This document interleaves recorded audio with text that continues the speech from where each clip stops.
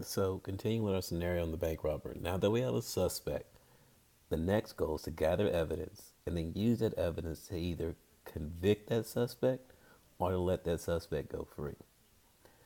In terms of a hypothesis test, that evidence is going to be the test statistic. And a test statistic is a z-score. And what we're really going to talk about is what we call a t-score. It's just like a z-score, except remember we use the t distribution when we have an unknown standard deviation, which in this case we're gathering information for our sample. So our population standard deviation will always be unknown here. So we're going to use a t-score or a z-score if you want to think of it like that. They're both the same thing, but a z-score is just how many standard deviations above or below the mean you are. So what's going to happen here is you're going to be on the z curve or a t curve, and the mean of both these curves is going to be a zero value. And remember, there are 6 standard deviations underneath the curve. There's 3 to the right and 3 to the left. And so you have 1, 2, 3, -1, -2, -3. And here's what you're interested in. You want to find these t-scores using this formula right here. T is equal to x minus mu over s of x divided by the square root of n. You want to standardize your variable, and you're going to place a t-value on here. The closer the t-value is to 0, the larger the probability is going to be. So t-values around here, you're going to find up to or either below, depending on the alternative. You're going to find that type of probability. So say your t-value sits here. Here's your t-score. And you're finding greater than to the right. Well, you're going to find this area here. And the good news is we know how to find this area because we've done it before. We've used the normal CDF function. We're going to introduce to a new function called tcdf. But tcdf has the same parameters as normal CDF. And tcdf looks like this. tcdf only works off of a t-score. So you have to find the t-score first using this function. And your parameters are lower bound, upper bound. The tcdf always assumes a 0 once mean and standard deviation. So the only thing you need is degrees of freedom. And what you're going to do here is if you look at something like this, where you can see that your lower bound is your t-value, your upper bound goes all the way to this, all the way in this direction. Remember, when you go all the way in this direction, you're going to infinity, so that's positive 99999. And then your degrees of freedom, or whatever your sample size is, -1. So we know how to do this. We're going to use a new function called tcdf. We're going to find that probability that's associated with every t-score. And that probability is what we're going to call a p-value, or probability value. And the probability value is just going to be how the likelihood of an event occurring by chance. That's what you're actually interested in. And so if you think about it, the evidence that we're gathering now, how, if a bank robbery was to occur, what are the chances that we find a 5'10" person that committed the crime? Well, it's probably pretty likely. What if we find a 5'10" person that drives a Corvette? Well, it's starting to move away from likely and closer to, well, this isn't as likely if it's by chance. And then we finally get to, what if we find a 5'10" person that drives a yellow Corvette who was wearing a baby blue tuxedo shirt on that day? Well, this will probably be highly unlikely if it to occur by chance. That means that this person, this is not a coincidence we found this. That's what you can think of being a coincidence. This is not a coincidence at all that these things all came together for that one person.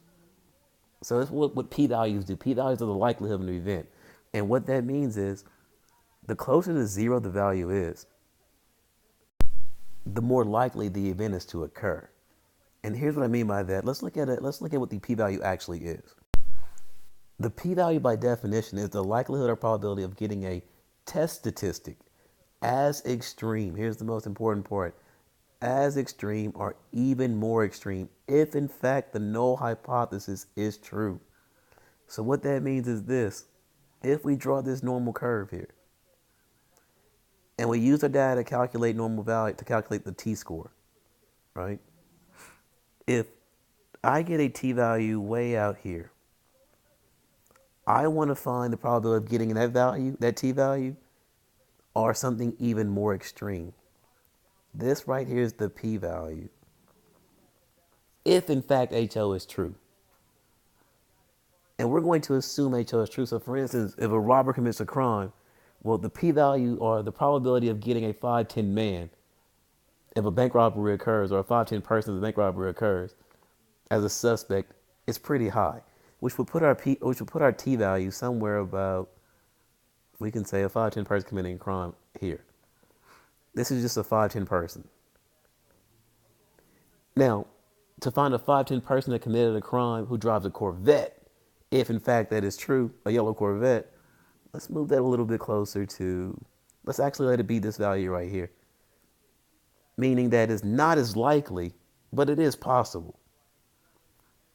But what is it that we find a 5'10" person who drives a yellow Corvette wearing a baby blue tuxedo shirt on the day of the crime? Well, that is going to fall way out here. Way out here. And here's your new t value. And look at this probability underneath there. So the further we are away from zero, notice what happens. Here's zero, by the way, at the middle of the curve. The further away from zero, what's happening to the p values? They're getting smaller and smaller and smaller. Likewise, over here, they're also getting smaller and smaller and smaller. So this probability value is actually telling me if the null is true, if you are in fact innocent, what are the chances that I find a 5'10" person that committed the crime? Okay, pretty likely. What are the chances I find a 5'10" person who drives a yellow Corvette that committed the crime? A little bit less likely. If in fact you really didn't commit the crime, that's what we're saying, because you're innocent. Well, the last part says, what are the facts to find a 5'10" person who committed the crime, who drove a yellow Corvette, and they had that baby blue tuxedo shirt on? That would be highly unlikely if you didn't commit the crime. So that's what a p-value does. And we can find it using the fact that the further you're away from zero, the less likely the event is to occur by chance, which means you have a very small p-value. The closer you are to zero, the higher the probability values are occurring. So let's calculate a couple p-values. Look at the first example. A school publicized that the average number of children in the class is 25. Parents of a PTO believe that the claim is more. Random samples of size 10 found a mean of 28 students with a standard deviation of 3.82. Test the hypothesis at the 1% significance level. So we won't worry about testing yet. We'll keep developing this test part. But we will do this. From the information they gave us, again, we're going to establish the actual hypothesis, which is HO is mu equals 25. Parents believe it's less, so HA is mu is, or parents believe it's more, so HA is mu is greater than 25. And you can see why parents believe it's more. They've got a mean of 28 students, which is greater than the 25 stated. So to find the t-square, here's what we're going to do. We know that mu is 25. We know that x bar, the mean, is 28. We know that n is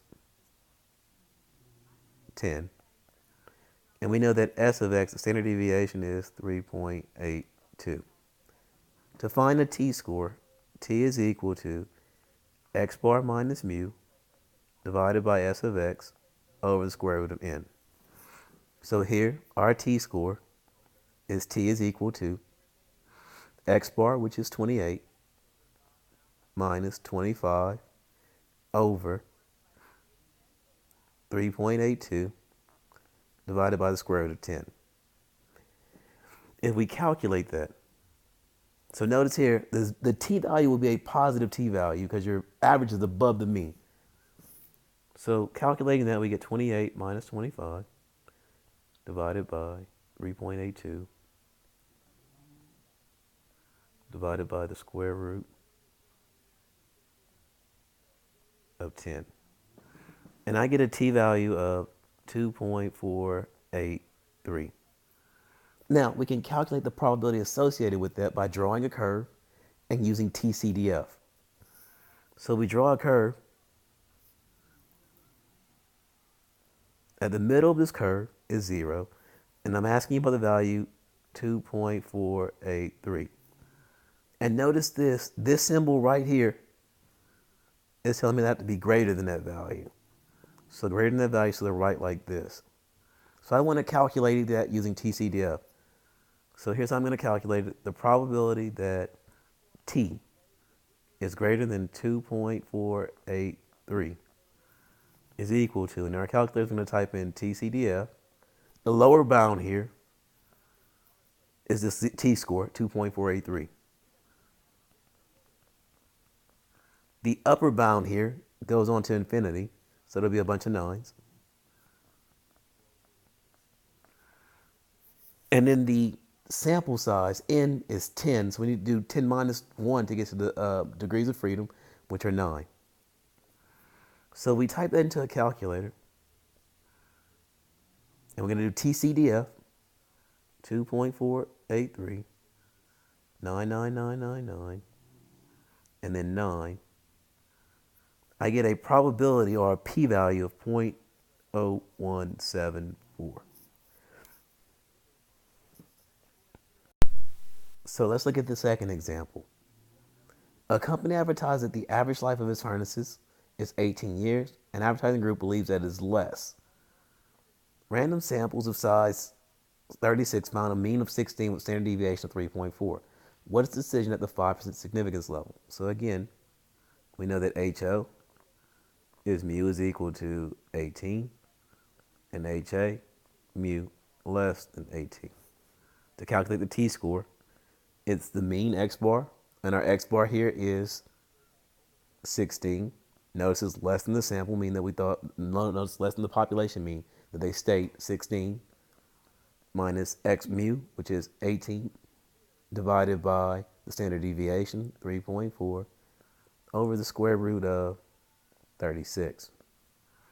We calculate that t-score.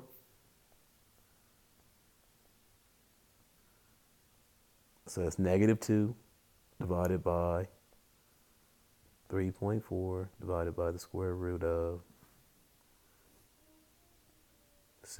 36, which is just 6. And I get -3.529.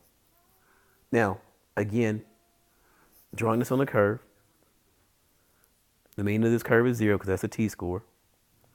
And -3.529 is out here somewhere. And I'm shading this time to the left because again, this symbol tells me to shade to the left, which is less than. So to find the probability of that t-score, probability that t, and again, it's less than -3.529.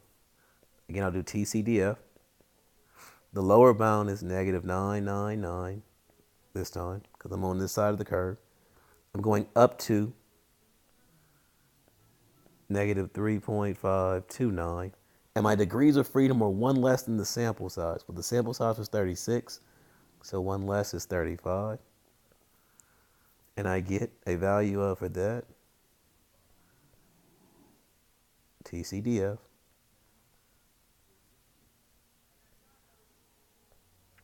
-3.5.